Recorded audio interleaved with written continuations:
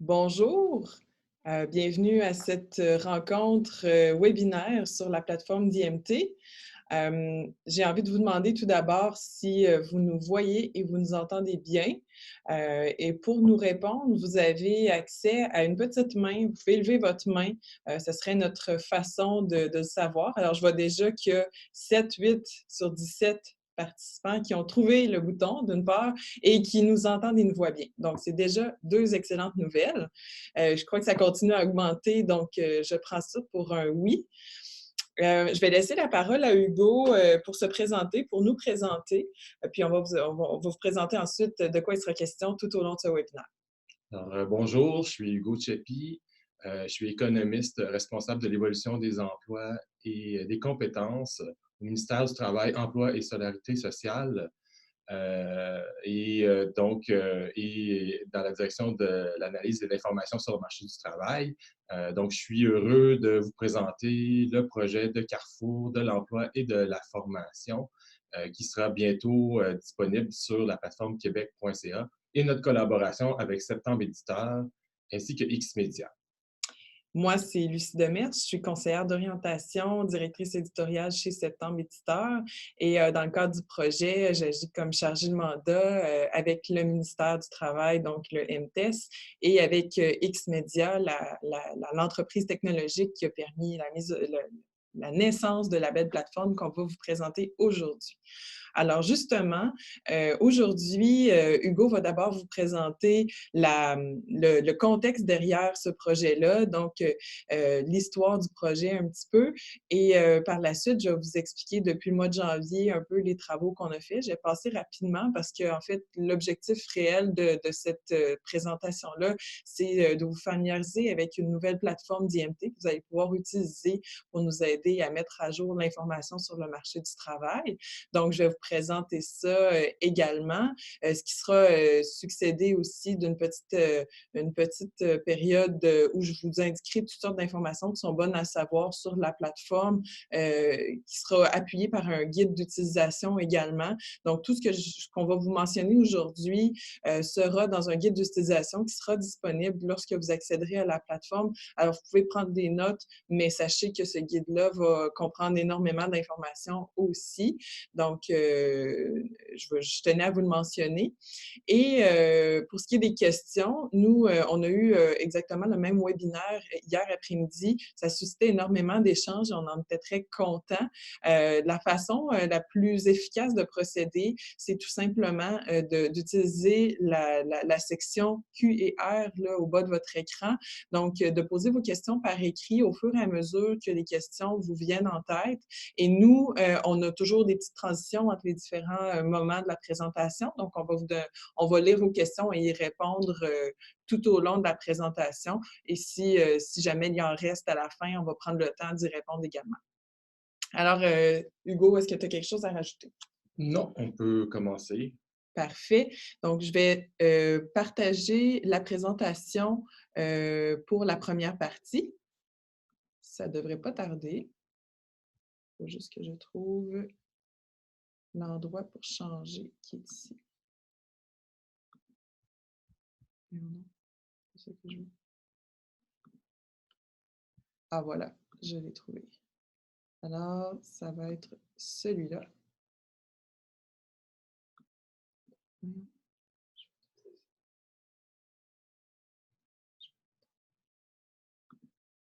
À partir du début. Voilà, on l'a eu. Merci de votre patience. Alors, oui, alors le Carrefour de l'emploi et de la formation, ça vise une meilleure intégration de l'information sur les professions, les programmes de formation, les emplois disponibles et les mesures d'emploi.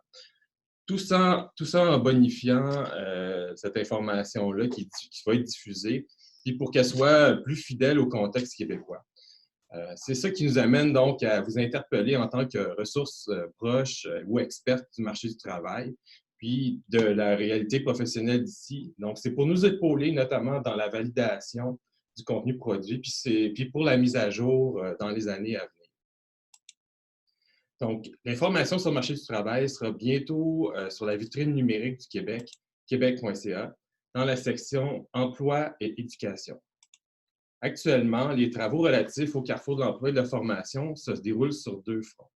La production de 1000 fiches décrivant fidèlement le contexte du marché du travail au Québec, en collaboration donc avec Septembre Éditeur et X-Media.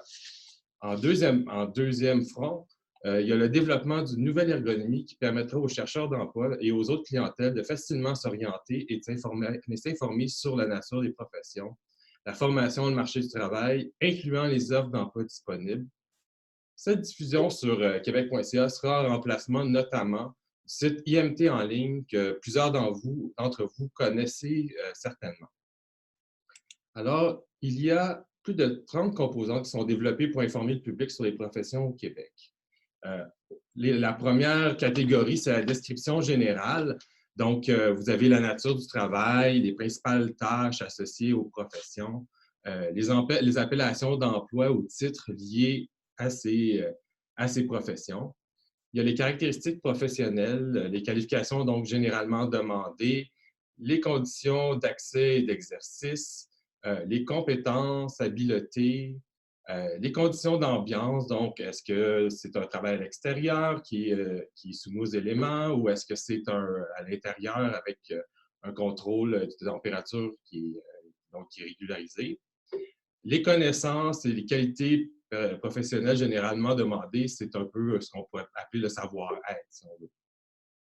Il y a aussi les questions de formation, donc les composants de formation. Donc, il y a les parcours et les programmes, donc les programmes et les parcours de formation liés qu'on peut dire qualifiantes. Et il y a aussi les formations à temps partiel de mon ministère qui vont être versées là, sur québec.ca. Ensuite, il y a de l'information sur le marché du travail. Donc, ce qu'il y a déjà sur IMT en ligne, donc les questions de salaire, le temps partiel versus le temps plein, les secteurs d'activité qui sont liés donc, aux professions. Donc, dans quel secteur d'activité doit-on faire nos recherches d'emploi si on veut intégrer une profession en particulier?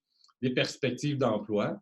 Donc, est-ce qu'il y a des bonnes perspectives d'emploi pour quelqu'un qui veut intégrer une profession une fois que son parcours de formation a été effectué? Il va y avoir des capsules vidéo aussi qui vont expliquer de façon visuelle la nature du travail.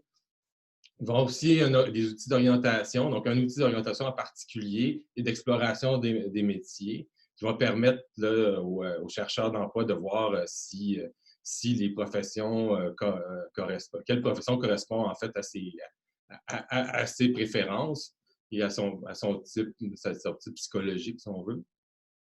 Les emplois disponibles, donc à travers placement en ligne, qui est en train d'être renouvelé. Les entreprises aussi dans les secteurs liés, donc le marché caché du travail pour pouvoir envoyer des CV de façon ponctuelle là, sans nécessairement être lié à une offre qui est en ligne.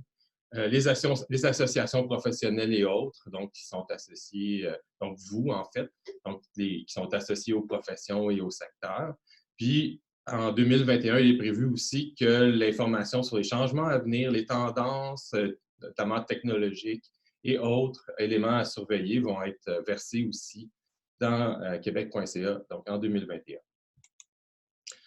Pour le moment, juste reculer. Oui. Donc, juste pour le moment, en fait, la consultation qui s'amorce dès aujourd'hui, c'est particulièrement sur la description générale et les caractéristiques professionnelles des professions, donc sur lequel on vous demande de vous prononcer, en fait, de valider l'information qui a déjà été compilée par Septembre Éditeur.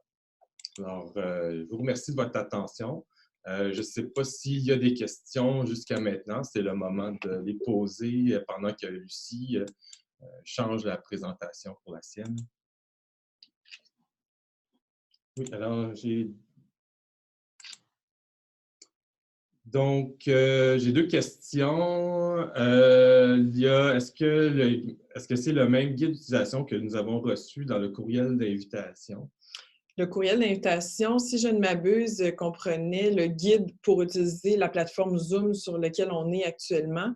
Donc, sous peu, là, vous allez avoir le guide d'utilisation de la plateforme d'IMT comme telle. Ensuite, il y a les 500 fiches métiers sont-elles les mêmes que la fameuse liste controversée des 500 métiers? En fait, je ne sais pas si exactement à quoi vous faites référence. Donc, les 500 métiers, c'est les 500 professions de code de regroupement professionnel de la CNP 4. Donc, c'est une classification nationale qui existe, là, qui est élaborée là, par Ressources humaines Canada là, pour notamment là, pour effectuer des statistiques sur les professions. Donc, je pense qu'on peut poursuivre avec ta présentation. Parfait. Donc, moi, je vais justement reprendre l'histoire au moment où le mandat a été attribué à Xmedia et Septembre Éditeur de développer la plateforme d'IMT que vous allez apprendre à utiliser. Donc, dans un premier temps, je vais vous présenter les rôles et responsabilités de chacun dans le projet. Ensuite, je vais vous raconter un petit peu l'histoire de la conception jusqu'à la mise à jour des fiches. Et on va voir évidemment l'interface ensemble.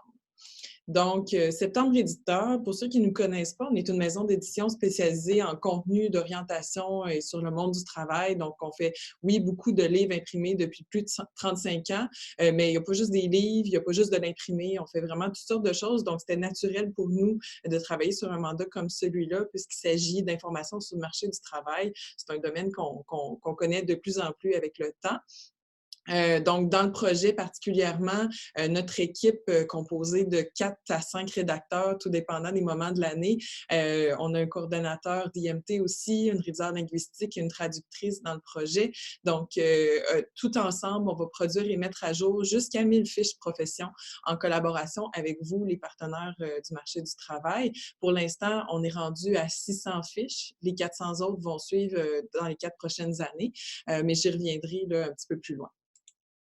Xmedia, c'est l'entreprise qui a été retenue pour concevoir la plateforme technologique. Donc, c'est ça qu'ils font dans la vie, des plateformes web, des applications.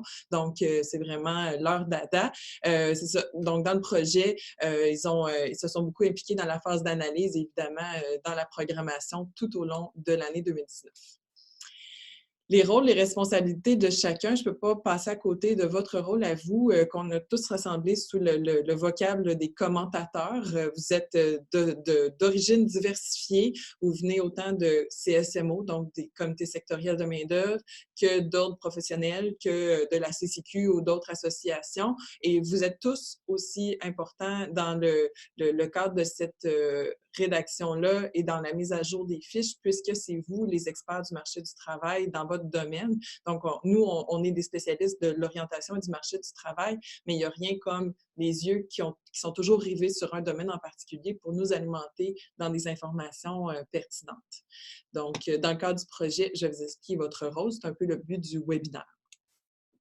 Alors, je reviens un petit peu en arrière. Donc, à partir de janvier jusqu'à avril environ, on a eu une grosse phase d'analyse, autant du point de vue technologique que du point de vue du contenu. Donc, on a élaboré, du point de vue technologique, là, je vais passer vite, là, on a élaboré toutes les fonctionnalités qu'on souhaitait développer pour que la plateforme soit facile à utiliser pour vous. Et du point de vue du contenu, on s'est questionné beaucoup sur, comme Hugo le mentionnait, là, les 30 composantes des fiches qui étaient déjà prévues pour la phase 1 et qui étaient prévues pour les suivantes aussi. Donc, est-ce que ces catégories-là d'informations sont mutuellement exclusives? Qu'est-ce qu'on écrit dedans? Qu'est-ce qu'on n'écrit pas dedans et tout? Donc, on s'est beaucoup questionné là-dessus jusqu'en arriver à 11 fiches tests en avril qu'on a soumis à un focus group auquel on a également envoyé un questionnaire pour vérifier et s'assurer que ces fiches-là comprenaient de l'information qui était la plus pertinente et la mieux formulée possible pour les besoins des utilisateurs, qui ne sont pas nécessairement tous des professionnels du domaine. L'utilisateur, c'est le citoyen, donc c'est vraiment important que ce soit adapté à ses besoins. Puis on a aussi fait une analyse préliminaire là, avec 4 CSMO, la CCQ et un autre professionnel pour, encore une fois, s'assurer que si la plateforme était développée dans le sens où elle allait à ce moment-là, si ça répondait à tous les besoins. Donc ça, on a tout fait ça en avril. Ensuite, en mai, on a commencé la phase de production, c'est-à-dire que les gens d'Exmédian ont commencé à développer la plateforme et les gens de septembre ont commencé à produire les fiches sur le gabarit qui avait été fixé en avril. Donc, on a fait des fiches pendant tout l'été jusqu'en octobre. Et là, on est rendu à la phase de consultation qui va se dérouler d'ici, en fait, 2-3 semaines. Là, on aimerait conclure cette phase-là avant Noël pour les 600 premières fiches. Je tiens à dire par contre que les fiches vont toujours être en évolution. Donc, à partir du moment où elles sont créées, on va, selon les évolutions du monde du travail, on va être appelé à les mettre à jour régulièrement. Puis, on va aussi créer de nouvelles fiches. Donc, à partir de maintenant, attendez-vous à être sollicité ponctuellement pour nous aider à bien intégrer les nouveautés du marché du travail dans les fiches qui sont actuellement, qui existent actuellement et qui s'apprêtent à être conçues. La mise à jour, c'est un petit peu ça. Donc, dans les 4 prochaines années et les suivantes, là, nous, on regarde dans un horizon de 5 ans au total. Donc, dans les 5 prochaines années, on va développer toutes sortes de mécanismes pour rester à jour, puis on va avoir besoin de vous, comme je le mentionnais. Alors, en résumé, chez Septembre, on s'occupe de la rédaction, de la bonification, de la mise à jour. Quand on est rendu à vous consulter, on fait appel aux commentateurs, on utilise leur rétroaction pour faire la mise à jour des fiches et les bonifier, puis ensuite, elles vont être diffusées sur québec.ca. Les 600 premières fiches seront disponibles en mars 2020, révisées, traduites et compagnie. Traduites, c'est moins certain, mais donc, ils vont être au moins disponibles de façon officielle. Vous allez avoir été consulté et tout. Et les suivantes le seront dans un deuxième temps. Tu avais quelque chose à rajouter?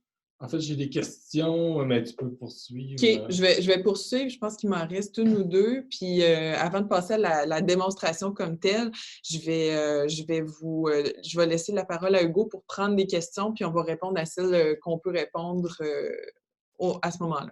Donc, je vous présente un schéma qui est un petit peu plus complexe que celui que je viens de vous présenter. C'est tout simplement pour illustrer qu'est-ce qui arrive avec une fiche une fois qu'elle est, que vous avez fait vos commentaires. Dans le fond, l'idée n'est pas de décrire tout ça aujourd'hui, c'est vraiment de voir la progression. OK, vous êtes ici, le petit point rose. Donc, vous êtes consulté à un moment du processus. D'abord, on commence à rédiger les fiches et il y a quelqu'un chez Septembre qui valide le travail des rédacteurs. Et c'est à ce moment-ci que cette personne-là décide d'aller consulter les commentateurs, donc qui sont vous. Et vous, lorsque vos commentaires sont terminés, ça va directement au rédacteur qui applique les corrections et qui renvoie en validation. Une fois que ça c'est fait, après ça, c'est une ligne assez droite dans le sens que le validateur lui envoie cette fiche-là en approbation au ministère. Le ministère, si tout est correct pour lui, l'envoie en révision linguistique pour corriger toutes les petites coquilles, s'il y en a. Lorsque ça c'est fait, on passe en traduction. Et lorsque toutes les étapes sont complétées, on termine avec une dernière approbation auprès du ministère qui va ensuite diffuser la fiche normalement vers québec.ca. Donc, tout ça pour dire que c'est un processus qui est quand même assez rigoureux et dans lequel on ne voulait rien oublier. Donc, c'est pour cette raison-là que même si la diffusion a lieu en mars 2020, que c'est à ce moment-ci de l'évolution des fiches qu'on vous consulte pour avoir votre avis. Alors, la prochaine étape serait la démonstration, mais Hugo m'a mentionné que vous aviez déjà des questions. Donc, oui, la première question, c'est quand est-ce que se fera la validation et est-ce que nous recevrons un courriel à cet effet? Oui, ça, c'est ce que je m'apprête à expliquer. Dans le fond, là, on va commencer une période de validation qui, normalement, les courriels devraient être reçus d'ici demain. Donc, vous allez, ceux qui sont... on a lié chacune des fiches à des organisations comme la vôtre, des organisations, bien sûr, pertinentes pour chaque fiche. Et selon le cas, vous vous reconnaissez. Si vous êtes en horticulture, vous allez recevoir des fiches qui ont rapport à l'horticulture. On va vous envoyer dans un courriel l'accès à la plateforme ainsi que... dans la plateforme, vous allez voir les fiches auxquelles vous êtes associés. On va tout voir ça tantôt ensemble. Autre question, en fait, c'était une précision par rapport à la liste des 500 fiches. Quelqu'un qui mentionne qui s'interrogeait si c'était la même chose que la liste du ministre, notamment en environnement, là, qui aurait 2 métiers seulement, alors qu'il y aurait 32 métiers pour ce domaine-là. En fait, c'est pas du tout la même chose. Les 500 fiches et plus, là, les 500 CNP et les appellations qui vont être précisées, si on veut, ça inclut l'ensemble des professions sur le marché du travail. Donc, c'est vraiment l'ensemble donc, des professions qui existent au Québec, là. Donc, s'il y a certaines professions là, qui ne se retrouvent pas sur la liste qui aurait pu être diffusée là, par mon ministère, ben, ils vont être inclus là, dans la consultation et dans la diffusion d'informations, donc dans québec.ca. Ici, autre question. Peut-être que j'aurais besoin d'un peu de précision. Par contre, on me demande si cela va remplacer IMT en ligne. Oui, effectivement. Va-t-on être limité à voir tous les métiers? Là, je ne suis pas sûr de comprendre ce bout de phrase-là. Donc, effectivement, ça va remplacer IMT en ligne. Donc, tous les métiers vont être là. Donc, les 500 professions, plus des appellations qui sont plus particulières pour l'ensemble, pour le Québec. Donc, on va poursuivre. Oui, on poursuit. C'était la dernière question. Ah, OK. Donc, il y a une autre question. Est-ce que la liste sera à jour avec la CNP 2021? Ben, pour le moment, la CNP 2021 n'existe pas. C'est la 2016 là, qui a cours actuellement. Donc, oui, ce sera la CNP 2016 qui sera en ligne au mois de mars. La 2021, ben, lorsque elle sera disponible, ben, il y aura une opération là, de mise à jour qui va être majeure. Il faut comprendre aussi que l'information qui va être en ligne va être mise à jour continuellement avec bon, les changements sur le marché du travail, aussi s'il y a des commentaires par rapport à l'information qui peut survenir là, après la consultation, ben là, bon, il va y avoir quand même un processus là, donc de mise à jour là, qui va être défini. Mais effectivement, la CNP 2021, ça va être un gros exercice là, de mise à jour de l'information lorsqu'elle sera disponible. Donc, il n'y avait pas d'autres questions? C'était la dernière. Parfait. Ah non, le dernier, mon Dieu, excusez-moi, c'est parce qu'il faut, je vérifie. Comment l'attribution sectorielle de métiers était faite, par exemple, proposées d'entretien ménager en hôtellerie sont noyées dans un CNP beaucoup plus large? Bon, là, pour le moment, l'attribution est faite en fonction de ce qu'il y a dans IMT en ligne. Donc, actuellement, IMT en ligne a déjà les attributions sectorielles par rapport aux métiers qui existent. Donc, on utilise la même attribution. C'est sûr qu'il y a il y a des questions d'appellation, peut-être si dans l'entretien ménager en hôtellerie, c'est particulier par rapport au groupe de la CNP. Éventuellement, ça pourrait être reflété. Mais pour le moment, je ne pense pas que ça fait partie des 600 appellations. Bien, en fait, ce cas-là en particulier, malheureusement, je ne peux pas le confirmer tout de suite à ce moment-ci, mais je sais que nos rédacteurs, au moment de rédiger une fiche, ça faisait partie des questions qui devaient se poser là, au moment où ils s'assoyaient pour en faire une, selon les tâches, la nature du travail, les compétences sollicitées aussi. S'ils se rendaient compte qu'il y a un regroupement professionnel qui serait pertinent à consulter, non seulement pour la validation des fiches, mais aussi à indiquer comme ressources à consulter sur québec.ca. Les rédacteurs de septembre l'ont fait là, à l'occasion lorsqu'ils jugeaient nécessaire. Donc, disons, les deux ont été complémentaires dans le processus.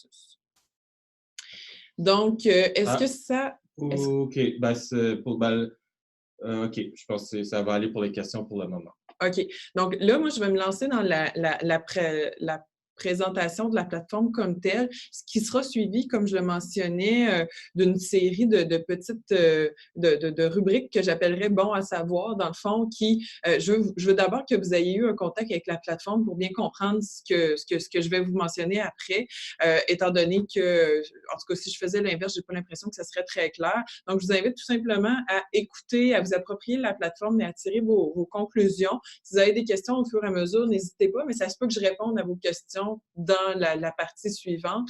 Donc on continue là, selon le même mode qu'on est parti depuis le début. Donc, comme je mentionnais, la plupart d'entre vous allez recevoir un courriel. En tout cas, déjà, si vous avez été invité au webinaire, il y a des bonnes chances que vous receviez un courriel dans les prochains jours vous invitant à valider une fiche avec nous, donc à vous prononcer sur la validité des informations. Alors, dans ce courriel-là, vous allez recevoir non seulement l'invitation à activer votre profil. Donc, vous avez déjà été préinscrit, donc il va vous rester à activer votre compte en cliquant sur le lien puis en choisissant un mot de passe. L'autre chose qui va vous rester à faire, c'est d'aller consulter votre interface pour voir quelles sont les fiches qui vous ont été attribuées, quel est le délai qui vous est accordé pour les commenter.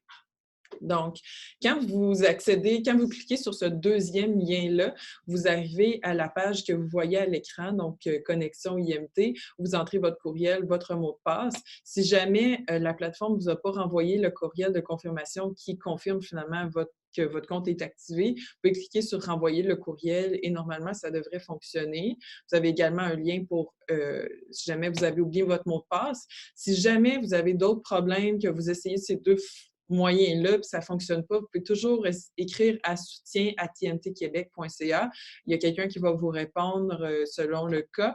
Et si jamais vous n'êtes pas la personne désignée, vous recevez le courriel, mais vous dites « c'est pas moi qui s'occupe de ça, c'est mon collègue », ou peu importe ce qui arrive, si jamais vous voulez que quelqu'un s'inscrive, que ce soit vous ou une autre personne, écrivez à inscription@imtquebec.ca, puis on va inscrire cette personne-là dans la plateforme si ce n'est pas déjà fait.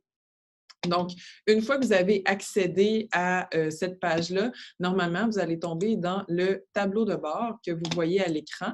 Donc, dans ce tableau de bord-là, vous voyez plusieurs choses. D'abord, le nombre de fiches qui sont attendues dans les prochains jours. Ici, il y en a une dont la date d'échéance se trouve à être le 25 novembre, donc c'est pourquoi elle a un point vert à côté. Et l'autre est seulement due pour le 20 décembre, est un petit peu moins urgente. On voit toutes les informations en lien avec cette fiche-là. Et selon votre cas, je reprends l'exemple de l'horticulture, bien, si vous êtes dans le domaine de l'horticulture, probablement que vous allez avoir le nombre de fiches qui sont normalement associées à ce secteur-là.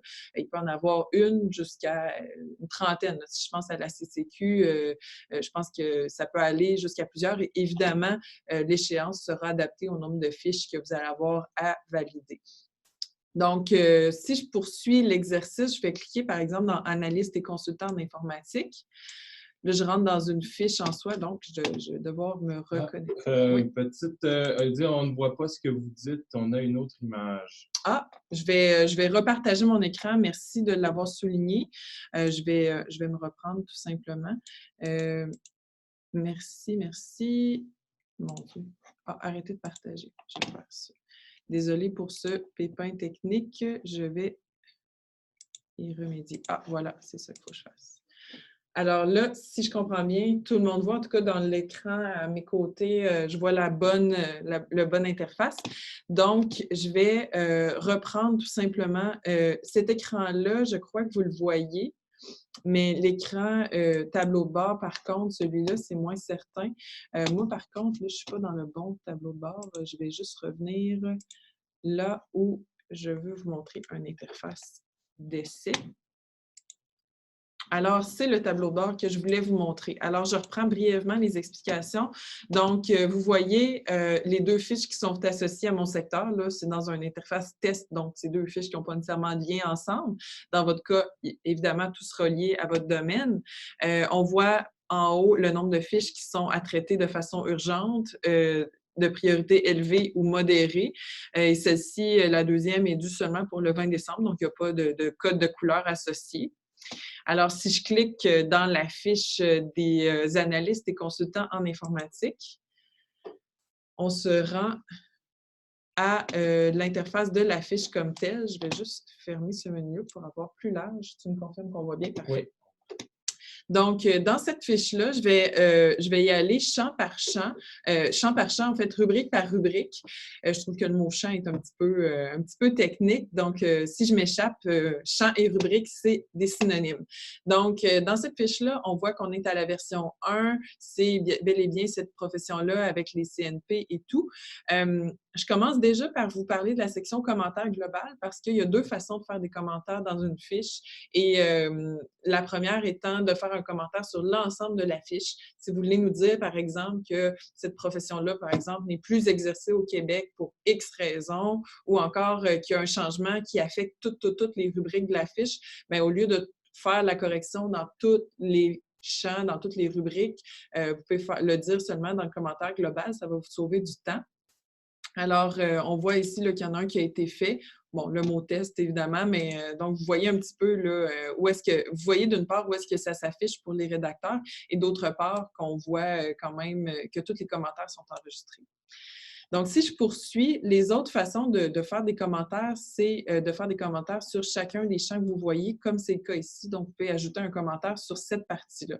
Et là, c'est une partie très importante qui a suscité beaucoup de questions hier, donc je prends la peine de le mentionner aujourd'hui. En fait, la seule façon que vous avez, les commentateurs, de vous prononcer sur une fiche, c'est de faire des commentaires sur chacune des rubriques. Alors, on va descendre de la fiche ensemble, mais la raison pour laquelle vous ne pouvez pas vous-même faire des modifications, c'est que vous allez probablement être plusieurs organisations à vous prononcer sur une même fiche. Donc, si chaque représentant de cette organisation-là suggère une nouvelle formulation ou fait des choix différents par rapport, par exemple, aux qualités recherchées par les employeurs. Après ça, ça va être dur pour l'équipe de rédacteurs d'assurer une cohésion dans la fiche et une uniformité entre les fiches également. Donc, pour cette raison-là, vous avez la possibilité de commenter tout ce que vous voyez à l'écran, mais c'est la seule action que vous pouvez faire. Après, nous, on va recevoir le résumé des commentaires sur une fiche, puis le rédacteur va prendre les meilleures décisions en fonction de plusieurs critères. Donc, je commence. L'identification de la profession, c'est quand même assez facile. Là, dans ce cas-ci, c'est des informations officielles pour ce qui est des numéros 1 et 2. Le numéro 3, c'est un nom de profession qu'on a imaginé, qu'on a conçu, juste pour que ce soit un petit peu plus abrégé. Donc, celui-là, si vous avez une autre suggestion un petit peu plus proche de la réalité, vous n'hésitez pas à le faire. Donc, vous pouvez le faire en commentaire.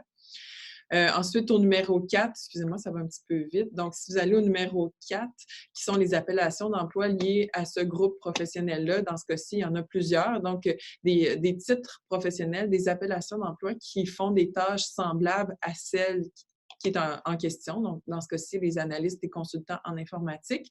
Vous regardez la liste, vous pouvez suggérer d'enlever des appellations ou de modifier l'ordre, mais vous ne pouvez pas vous-même modifier l'ordre. C'est vraiment en ajoutant le commentaire que vous pouvez nous faire part de vos suggestions.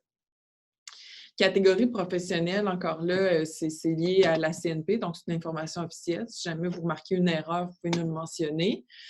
La partie description de la profession maintenant, ce qui est une partie que je qualifierais de subjective, bien qu'il est on essaie de la faire de la plus neutre possible, c'est vraiment là où, dans votre expertise en tant qu'expert du marché du travail et surtout de votre domaine, que vous pouvez vérifier si ces informations-là reflètent bien la réalité des travailleurs dans votre domaine. Donc, la description qu'on a voulu assez courte et simple dans le numéro 6 et dans le numéro 7, bien là, une énumération un petit peu plus complète des tâches d'un travailleur typique dans sa journée de travail ou disons, dans votre domaine, là, à quoi s'occupent généralement les personnes qui ont cette profession-là. Si vous voulez suggérer des reformulations, ajouter des tâches, enlever des tâches, les modifier, vous pouvez bien sûr le faire.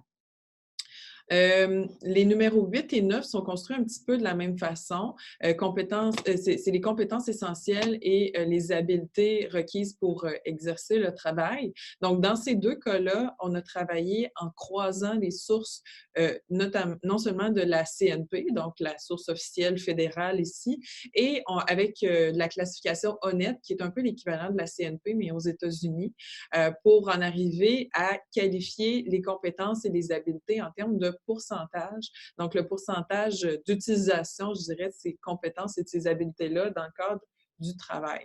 Donc, dans ce cas-ci, par exemple, un analyste ou un consultant en informatique va utiliser beaucoup la cueillette d'informations, le traitement d'informations, etc., plus que, par exemple, l'enseignement, l'orientation axée sur le service et tout. Donc, vraiment, sont classés en ordre décroissant.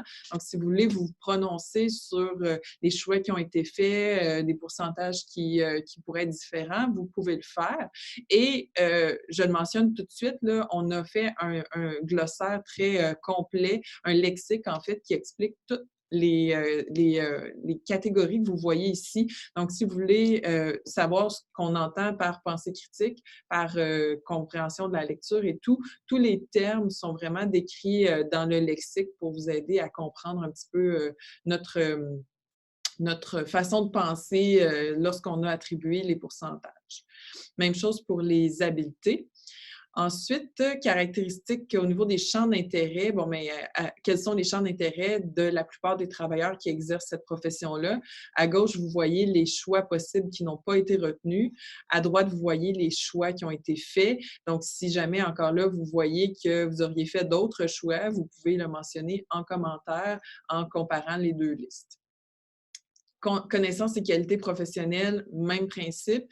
Il y a une liste de qualités à gauche, il y a une liste de qualités à droite, de connaissances également. Donc, si vous voyez qu'il y en a qui auraient dû être retenus et qui ne le sont pas, vous pouvez tout simplement nous le mentionner parce que c'est vous qui connaissez bien votre secteur. Au niveau des conditions d'ambiance, encore là, ici, il y a une seule condition qui a été retenue. En fait, c'est les conditions qui qualifient l'environnement de travail des gens qui exercent cette profession-là. Si vous voyez que, je ne sais pas, moi, les analystes consultants d'informatique voient des radiations dans leur travail, bien, vous pouvez nous le mentionner, puis on va l'ajouter. Non. Dans un cas comme ça, on apprécierait d'avoir une source qui appuie votre commentaire, ne serait-ce que pour s'assurer d'intégrer la bonne information. C'est vrai dans ce cas-ci, mais c'est vrai dans tous les cas. Là, plus vous appuyez vos commentaires par des sources crédibles, plus ça va nous aider à s'assurer que les fiches vont dans le bon sens pour le bénéfice des lecteurs.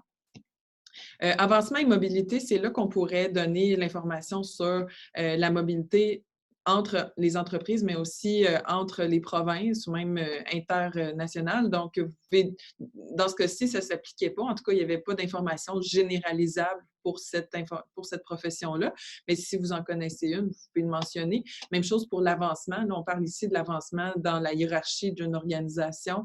Si les analystes et consultants peuvent progresser dans leur carrière, bien, c'est là qu'on pourrait le mentionner. Outils d'orientation, c'est pas l'information qu'il y a dans cette rubrique-là ne sera pas affichée dans une fiche. Ça va seulement servir à l'outil d'orientation, d'où le nom de la catégorie, qui va permettre aux utilisateurs de se repérer dans le site au lieu de chercher par mots-clés. Ils vont pouvoir répondre à quelques questions qui vont les aider à déterminer à quel type ils appartiennent. Ça peut être plus qu'un type.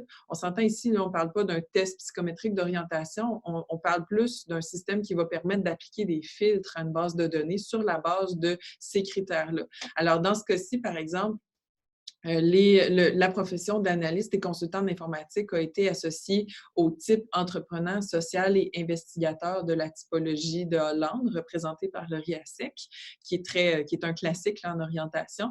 Donc, les utilisateurs qui vont se retrouver dans ces caractéristiques-là risquent de voir cette fiche-là apparaître comme une fiche à consulter en premier s'ils se reconnaissent dans ce type-là. Donc, c'est le principe pour la section outils d'orientation. Formation et conditions d'accès. Pour ce qui est de formation scolaire, comme le mentionnait Hugo, c'est de l'information qui va être, qui va apparaître dans la fiche, mais étant donné que ce n'est pas une information que nous, on a colligée chez Septembre, l'information va être directement exportée de IMT en ligne.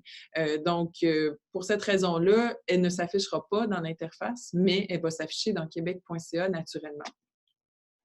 Le numéro 17 et 18 sont un petit peu semblables, mais je vais vous expliquer en quoi ils sont différents. Les conditions d'accès ou d'exercice de la profession, c'est toute la notion de conditions d'accès obligatoire. On l'a, on accède à la profession, on l'a pas, on n'y accède pas. Un bon exemple de ça, c'est faire partie d'un ordre professionnel. Si c'était le cas pour la profession d'analyste et consultant en informatique, ce serait mentionné ici.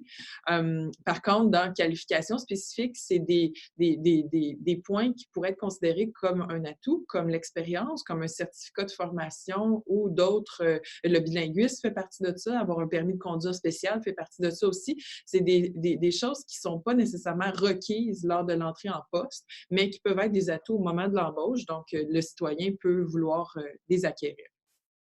Il reste 2 numéros seulement, mais en fait, le numéro 19 qui est coupé en 2 et le numéro 20, donc ça achève. Alors, les professions apparentées, c'est les professions qui, oui, sont dans le même domaine, mais qui n'ont pas nécessairement les mêmes tâches, les mêmes fonctions. Donc, dans IMT en ligne, ceux qui sont familiers avec le site, c'est les professions qu'on appelle des professions à ne pas confondre. Donc, encore une fois, c'est une logique là, où vous regardez les 2 listes et si vous auriez fait des choix différents des nôtres, vous pouvez nous le mentionner. Dans les appellations, en fait, c'est un petit peu le même principe. Là. Dans ce cas-ci, il n'y en a pas qui ont été sélectionnés pour cette profession-là. Le numéro 20, c'est le numéro, en fait, qui vous intéresse parce que c'est celui où on voit qui a été associé à cette profession-là en tant que regroupement professionnel. Donc, dans la section de droite, vous voyez quels sont les regroupements auxquels on va faire appel dès demain pour commenter les fiches et nous donner leur avis. Donc, ils seront 4, d'où l'intérêt de fonctionner par commentaire et ensuite d'analyser les commentaires reçus. Donc, c'est les 4 personnes à qui on va se référer. L'autre utilisation de ces champs-là, c'est ce qui va être affiché sur québec.ca comme ressource à consulter pour les citoyens qui voudraient en savoir plus sur cette profession-là. Donc, il va y avoir le nom des regroupements et le site web qui vont être mentionnés. Alors, j'aurais fait le tour d'une fiche. J'espère que je n'ai pas été trop vite et que ça a été clair. De toute façon, vous allez voir, dans le guide d'utilisation, c'est repris à peu près, peut-être pas mot pour mot, mais disons avec des captures d'écran, vous pourrez revoir un petit peu la composition d'une fiche et surtout sur quoi porter votre attention au moment de votre validation.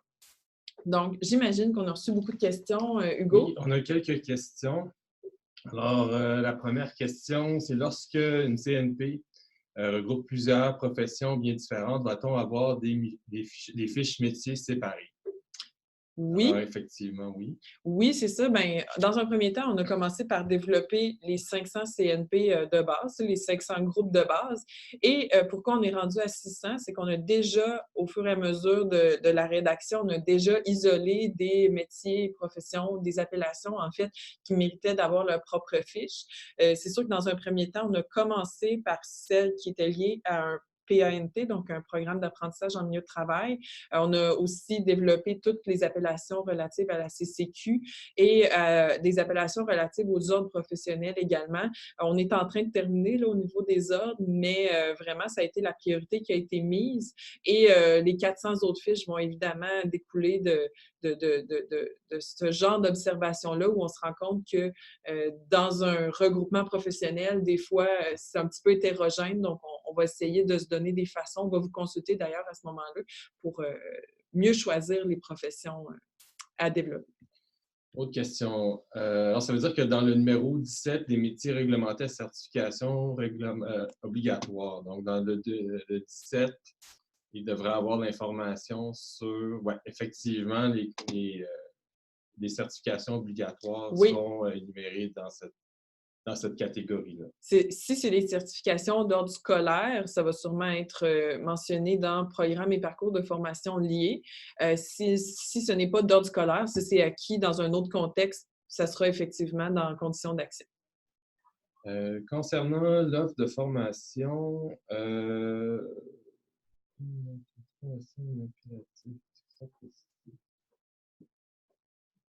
Peut-être lui demander de préciser sa question. ben là, ouais, initiale ferme. J'avoue que je comprends mal la question. Là, on semble parler de formation qui n'existe plus, là. Donc, peut-être pour la question concernant le quid des coudes ATE, courte durée, j'avoue, je comprends mal la question. Ouais, Monsieur Lesage. si c'est possible, je vois un peu ce que Hugo veut dire. Il semble avoir peut-être un correcteur automatique qui a fait des siennes ou on comprend un petit peu mal la question, si c'est possible de reformuler. Ensuite, si on n'a pas un métier, conseil, aller dans la fiche, commenter pareil. OK, donc si je comprends bien la question, c'est si le métier, vous ne recevez pas la demande de commentaire pour un métier en particulier, mais que vous voudriez commenter sur ce métier-là, est-ce que vous allez pouvoir le faire? Je pense que dans la première phase, ça ne sera pas possible. Ça va peut-être être plus lorsqu'il va y avoir une mise en ligne de québec.ca ce printemps-ci. Là, il y aura possibilité de commenter, d'informer qu'il y a des choses que, bon, peut-être qui ne correspondent pas à la réalité. Ça va être possible à partir de la première mise en ligne. Mais là, on se concentre. C'est sûr que personne n'est parfait. Là. On n'a peut-être pas tout pris dans notre filet parfaitement. Mais il faut savoir que la mise à jour va se faire en continu puis avoir la possibilité de faire vos commentaires ultérieurement. C'est ça, c'est une période un peu spéciale parce que là, on est en pré-mise en ligne. Alors, ce qu'on veut mettre en ligne, on veut s'assurer que c'est en ligne droite avec la réalité du monde du travail. Mais dès mars prochain, ça va être possible pour quiconque, même un citoyen, de nous interpeller, de nous signaler quelque chose. Bien évidemment, on va essayer d'aller au-devant des annonces des citoyens. On va essayer d'être le plus à jour possible avant. Mais évidemment, pour répondre à votre question, ça sera possible à compter de mars. Donc, la fiche sera-t-elle imprimable ou partageable pour faciliter notre consultation à l'interne? Oui, vous avez le bouton imprimer ici en haut. Au niveau là, de la mise en page, c'est difficile à contrôler étant donné que la longueur des rubriques n'est pas toujours pareille d'une fiche à l'autre. Donc, je ne peux pas garantir que tout va donner exactement sur 2 pages, qu'il n'y aura pas de coupure, mais il y a un bouton imprimé qui permet au moins de rassembler l'information sans avoir tout le reste de la page web. Aura-t-on la liste complète des fiches prévues avant de savoir si ce serait pertinent d'ajouter des métiers absents ou qui devraient être séparés? Encore là, c'est un premier exercice. On a fait des choix. Donc, les 500 professions de la CNP 4, plus les professions associées donc aux ordres professionnels, la CCQ et les PAMT. Éventuellement, là, comme on le disait au début, il y a environ 1000 fiches qui vont être développées par septembre. Donc, éventuellement, une fois la consultation, la première livraison, ce que nous, on appelle la première livraison sera faite, bien, il va y avoir la possibilité de rajouter d'autres métiers à développer. À court terme, si vous voyez, comme ça a été le cas justement là, dans le pré-test, on a quand même consulté des gens pour la fiche que vous voyez à l'écran. Puis il y a beaucoup de commentaires justement qui voulaient distinguer analyste et consultant en informatique. La personne ne l'a pas formulé comme ça, mais nous, en regardant ces commentaires, on s'est dit, ouais, peut-être que ça fera partie des prochaines fiches à développer de façon indépendante pour séparer les deux. Bien, si jamais vous avez cette réflexion-là en regardant une fiche qui vous est associée, vous pouvez le faire simplement dans le commentaire global, nous suggérer de développer cette fiche-là, puis on va en tenir compte, évidemment. Il y a une question, donc en fait, c'est une précision par rapport à la question tout à l'heure. Certaines formations ferment à cause d'un manque d'intérêt des jeunes, mais sont importantes, vont-elles apparaître dans les formations nécessaires?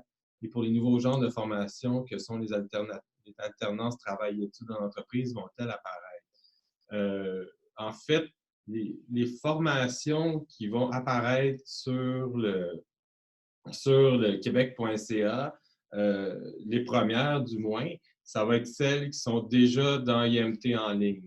Donc, c'est la liste des formations qui nous est fournie en fait par le ministère de l'Éducation. En fait, ça va être un lien vers l'information, un lien informationnel vers la section éducation qui va être qui va apparaître sur la portion emploi. Là. Donc, évidemment, il y a un lien entre l'emploi et l'éducation. Donc, c'est comme ça que ça va être, que c'est prévu. C'est sûr que s'il y a des modifications, s'il y a des choses vraiment importantes qui apparaissent pas au moment où il y aura la première mise en ligne, ben, vous pourrez toujours, encore une fois, faire vos commentaires, puis on pourra faire des ajustements. Là. Donc, si il y a des formations là, dont vous parlez là, qui n'apparaissent pas, mais en fait, qui sont offerts par le ministère de l'Éducation, ou en tout cas par les établissements associés, il y a peut-être un manquement à ce niveau-là qu'il va falloir ajuster, mais normalement, toutes les formations devraient être là. Autre question. Est-il possible, en plus de commentaires, d'envoyer un document au rédacteur? Nous avons rédigé un référentiel cadre de compétences de 40 pages avec des professionnels de l'industrie, des professeurs d'université. Si oui, à quelle adresse? Est-ce que tu veux répondre? Oui, en fait, je vais le mentionner, puis je pense que ça va être utile là, de passer à la prochaine période parce que nous, ce qu'on a besoin de savoir comme l'équipe de rédaction a besoin d'avoir des appuis, des références solides pour appliquer les informations. Donc, c'est sûr que si vous avez développé un référentiel et que ce référentiel-là existe de façon électronique, c'est pas possible en écrivant un commentaire de joindre une pièce jointe. Mais par contre, si vous avez un lien, si ce PDF-là est déposé sur un site quelconque, vous pouvez juste nous référer le lien vers le PDF. Ça sera intéressant de pouvoir le consulter. Petite nuance, c'est sûr que si le référentiel a 40 pages, là, les rédacteurs pourront peut-être pas toujours passer à travers les 40 pages pour trouver l'information. Mais si par contre, vous nous indiquez dans votre commentaire, voici les compétences, par exemple, que nous avons sélectionnées pour cette profession-là, page 18 à 22, bien déjà, ça va nous aider à faire notre travail. Mais bref, en tout cas, j'espère que ça répond à votre question. Est-ce qu'il y a d'autres questions ou on passe peut-être une dernière puis on attendra après? OK, d'accord. Notre secteur industriel crée en ce moment un portail web qui parle des métiers, formations, entreprises, etc., créateurs d'impact. Est-ce que le lien pourrait être placé à un endroit de votre portail lorsque ce genre d'initiative sectorielle existe? Bon, là, ça, c'est plus au niveau de le site québec.ca, la manière donc l'ergonomie du portail va être constituée. C'est peut-être moins dans la fiche, dans les fiches sur lesquelles cet auditeur travaille. Effectivement, il peut y avoir des liens. Il s'agirait de nous les transmettre. En fait, ce serait plus à mon ministère, à moi, de s'assurer que de proposer en fait aux communications de faire des liens avec les questions sectorielles.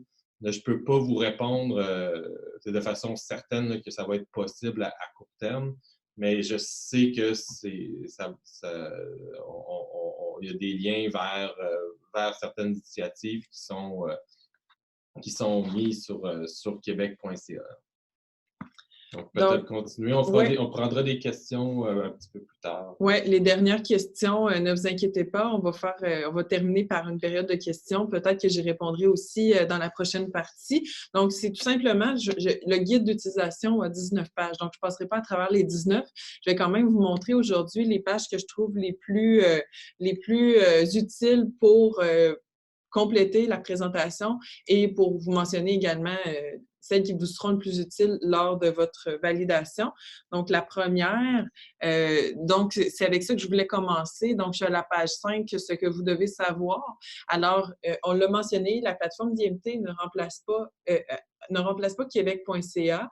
Cette plateforme-là, en soi, ne remplace pas IMT en ligne non plus. C'est Québec.ca qui remplace IMT en ligne. Mais la plateforme d'IMT que je vous ai présentée va servir de lieu d'échange, en fait, à propos des fiches profession.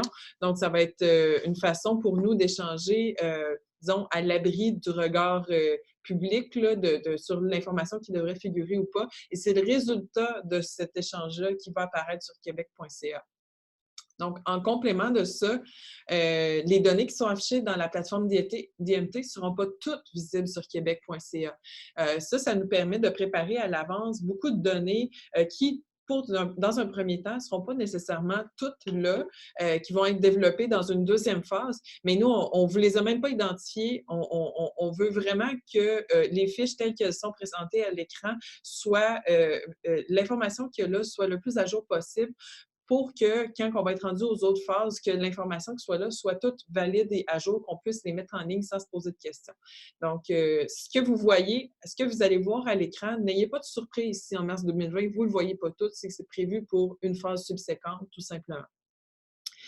Un peu à l'inverse de ça, puis de toute façon, Hugo l'a mentionné un petit peu, la plateforme d'IMT que je vous ai présentée n'affiche pas toutes les données qui seront visibles sur québec.ca. OK? Donc, il ne faut pas se questionner si dans la plateforme d'IMT, vous ne voyez pas les informations sur les salaires, ni sur les perspectives, ni sur les parcours de formation. C'est vraiment, c'est parce que c'est des informations qui sont directement importées de d'autres ministères. Donc, comme vous ne pourrez pas les commenter, vous ne pourrez pas influencer ce contenu-là, on ne les a pas placées dans la plateforme d'IMT, mais sachez qu'elles seront visibles sans aucun problème sur québec.ca.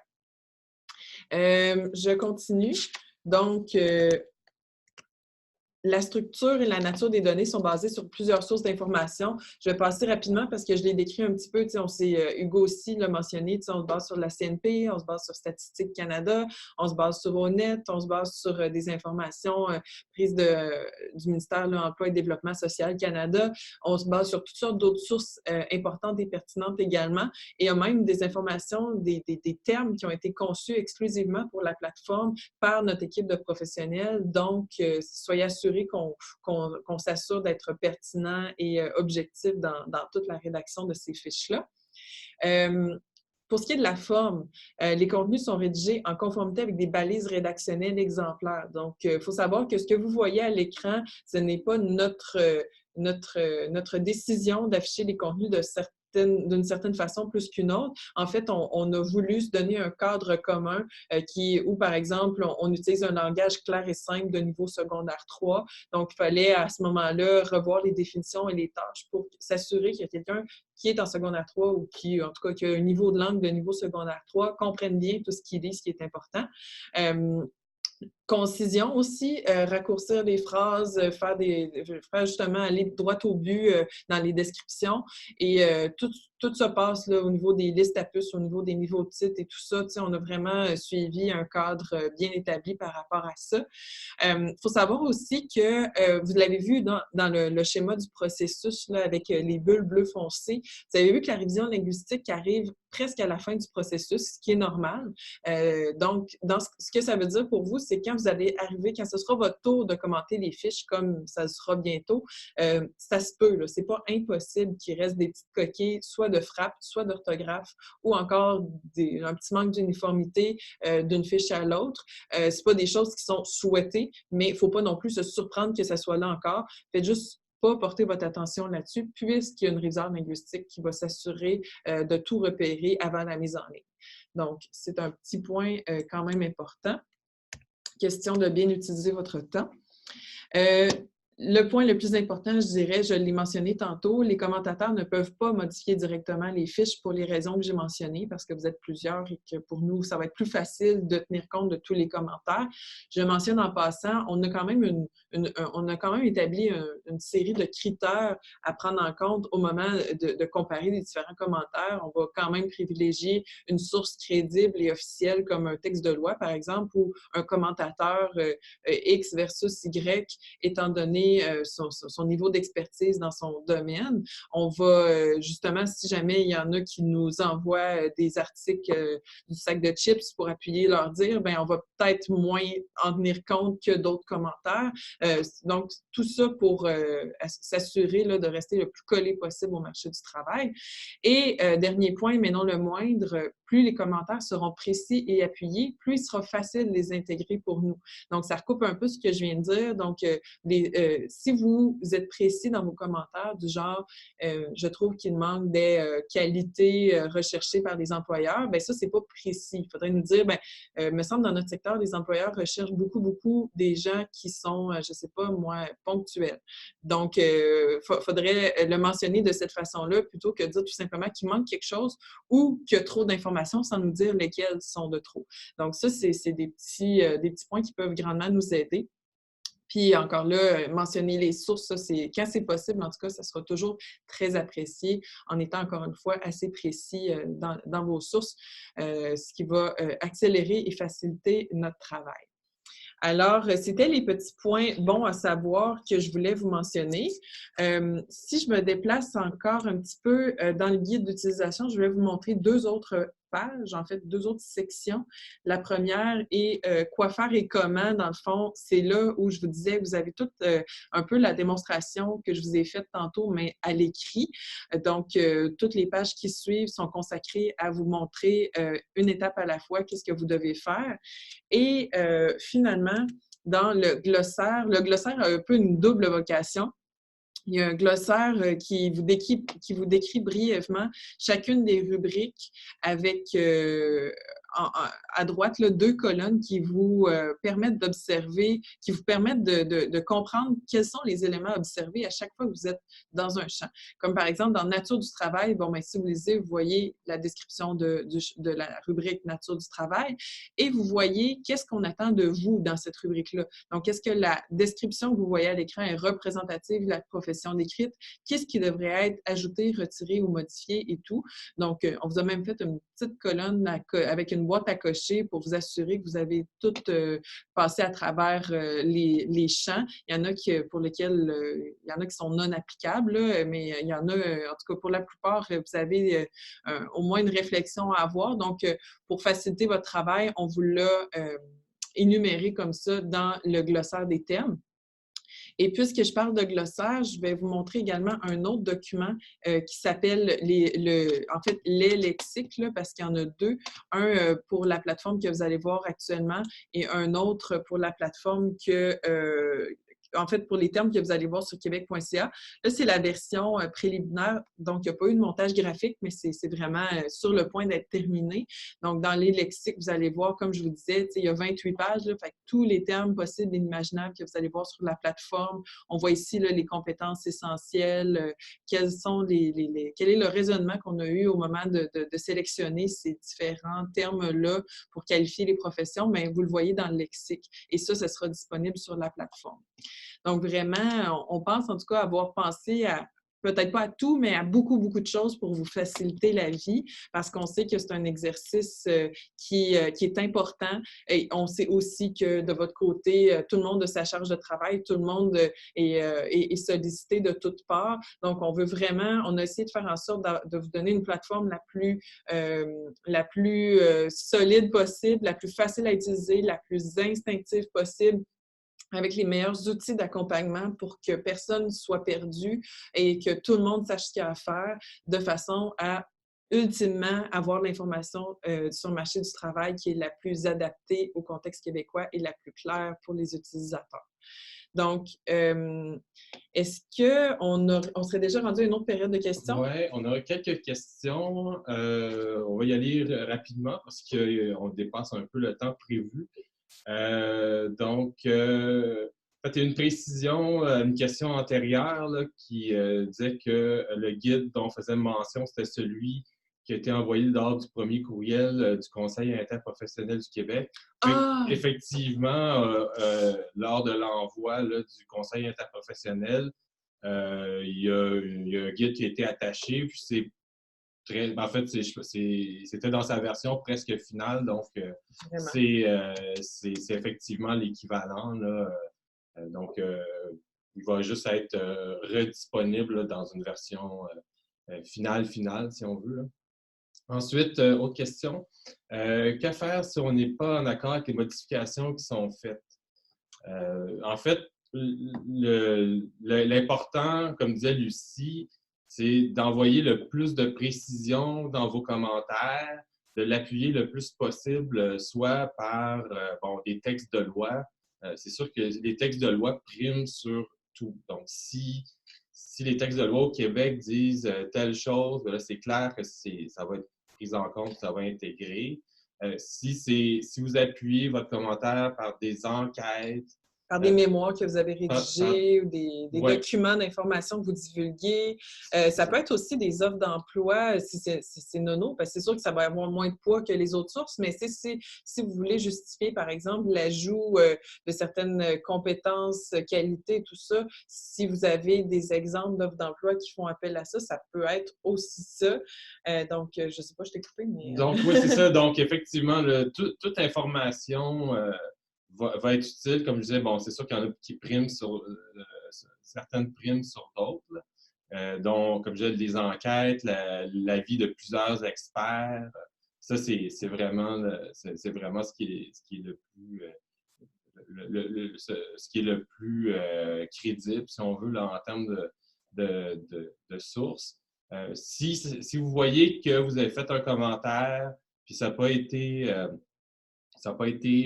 pris en compte comme vous pensiez, encore une fois l'information en ligne sur québec.ca, ben, il va y avoir quand même de nouvelles informations qui sortent, une nouvelle étude, une nouvelle chose qui viendrait appuyer une modification. Ça va être quand même possible de le faire à travers là, donc le processus qui est piloté par Septembre puis Xmedia. Puis d'ailleurs, ça me permet de vous mentionner que une fois là, que vous allez avoir terminé votre commentaire sur une fiche, là, c'est sûr que le délai va être un petit peu plus long parce qu'on n'est pas encore, la mise en ligne va avoir lieu seulement en mars. Donc, il n'y aura pas, la plateforme qu'on a développée n'est pas une plateforme là, où vous allez d'échange au sens où vous allez faire un commentaire, on va vous répondre, vous allez répondre par une question, on va vous répondre à votre question. Tu sais, c'est vraiment, vous envoyez la fiche avec vos commentaires, nous, on analyse tout ça, on applique les changements et il n'y a pas de... on va vous confirmer qu'on a reçu vos commentaires, mais il n'y aura pas de suite supplémentaire à ça en vous disant oui, on a appliqué ça, mais pas telle partie pour X raison. Il n'y aura pas ce détail-là. Donc, la version finale de ça, on va la souhaiter la plus consensuelle possible. C'est vraiment ça le but de l'exercice, c'est que ce soit consensuel et représentatif du monde du travail.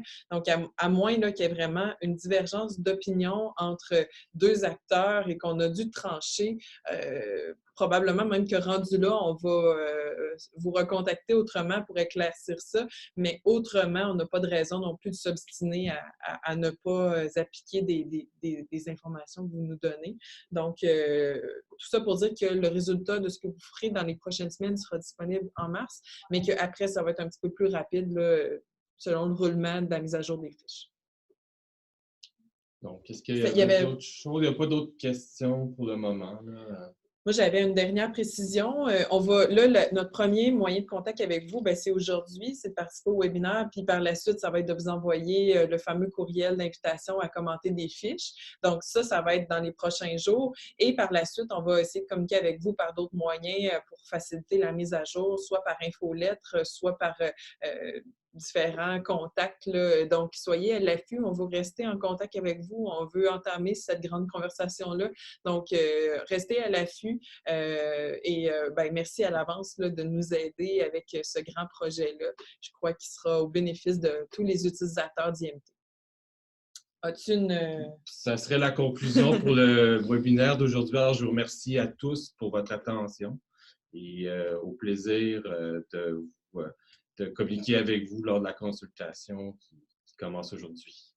Merci, au revoir. Et au revoir.